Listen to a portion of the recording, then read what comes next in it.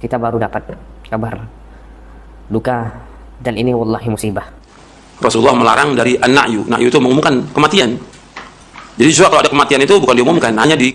Maka Anda ucapkan Allahumma ighfir lahu warhamhu wa'afihi wa'fu anhu. Wa an laisa lil insani illa ma sa'a. Seseorang tidak akan mendapatkan apa yang diusahakan. Enggak bisa orang mengirimkan bacaan atau pahala kepada orang. Enggak bisa, enggak akan sampai.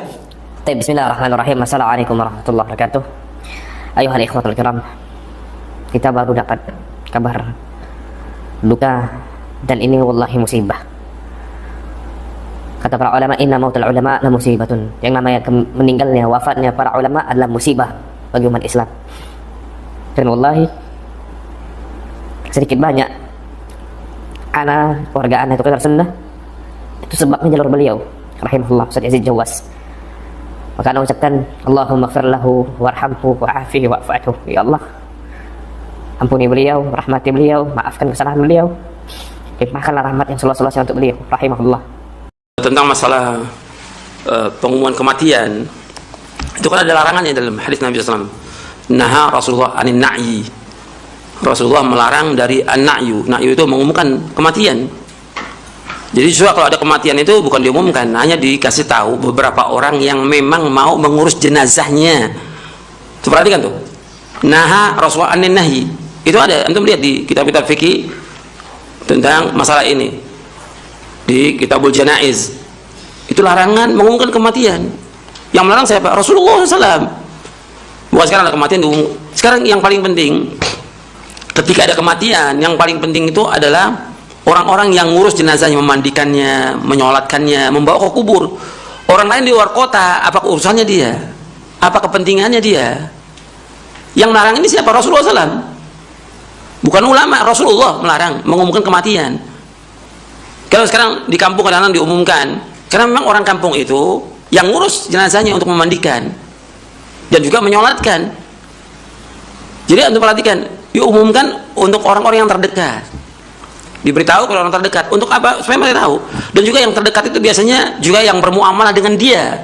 Makanya keluarganya kan mengatakan, kalau keluarga saya yang meninggalnya ada kesalahan, berbuat khilaf, tolong dimaafkan. Memang dia bermuamalah tiap hari dengan masyarakat. Kalau dia ada utang piutang, keluarga yang nanggung, itu benar. Tapi ketika orang umum, apa manfaatnya? Yang pertama, dia sudah melanggar larang Rasulullah. Yang kedua, nggak ada manfaatnya diumumkan untuk orang lain.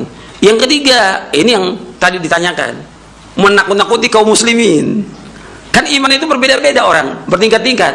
Dengan disebarkan gitu, tambah takut orang.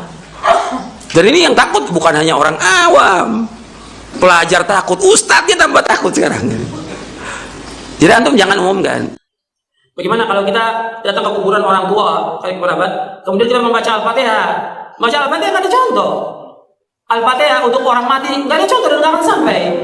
Imam Syafi'i mengatakan demikian. Sebagaimana dikatakan oleh Al-Hafidz Ibnu Katsir ketika menafsirkan ayat dalam surah An-Najm ayat 39. Wa an laisa lil insani illa ma sa'a. Seseorang tidak akan mendapatkan apa yang diusahakan. Kata Ibnu Katsir bahwa Imam Syafi'i berpendapat bahwa nggak bisa orang mengirimkan bacaan atau pahala kepada orang. Nggak bisa, nggak akan sampai. Masalah ibadah kembali kepada masing-masing orang. Jadi Al-Fatihah nggak sampai. Begitu juga yang lainnya, bacaan Al-Quran. Kadang-kadang orang sudah meninggal, dibacakan Quran.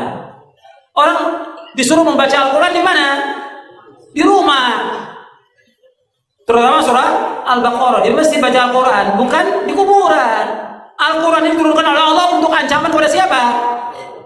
Orang hidup, orang mati. Di surah Yasin ayat 70 Allah berfirman, liyunzira man kana hayyan wa yahiqqal qawlu 'alal kafirin. Bahwa Al-Quran diturunkan Allah untuk mengancam orang yang hidup, hayyan, orang yang hidup, bukan orang mati. Kok orang mati dibacakan Quran? Manfaatnya apa? Enggak ada manfaatnya. Disuruh kita baca Al-Quran di rumah kita. Kata Nabi, la taj'alu buyutakum maqabira inna syaitana yanfiru minal baiti alladhi tuqra'u fi suratul Baqarah. Jangan kamu jadikan rumah kamu seperti kuburan, sesungguhnya syaitan lari dari rumah yang membacakan surah Al-Baqarah. Enggak ada para sahabat membacakan Quran di kuburan.